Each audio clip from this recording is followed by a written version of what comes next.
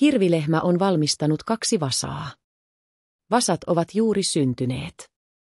Hirvilehmä on tyyliin, että antakaa mun olla, olen todella rasittunut.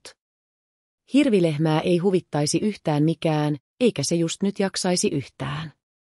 Lehmän viime vuonna kasvattamat vasat pällistelevät 200 metrin päässä ja se alkaa miettimään, ettei ehkä halua tehdä tänä vuonna samoja virheitä kasvatuksessa uusien vasojen kanssa.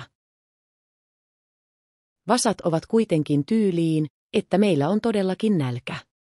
Jo vastasyntyneenä vasat ovat oma-aloitteisia ja uhkaavat lähteä etsimään itselleen uuden emän. Lopulta hirvilehmä joutuu antamaan periksi, koska sen DNA-profiiliin on kirjattu huolehtimisvelvoite vasoja kohtaan. Lisäksi se on huolissaan mahdollisesta sosiaalitoimen keissistä.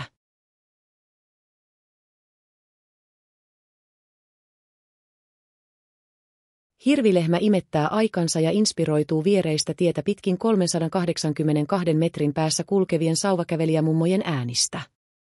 Se ymmärtää liikunnan olevan hyväksi sielulle ja mielelle. Pieni lenkki kauniissa kevät-aamussa voisi olla myös hyväksi vasoille. Porukka lähtee kulkemaan pienen lenkin. Maastot ovat tuttuja lehmälle, mutta vasat ovat ihmeissään.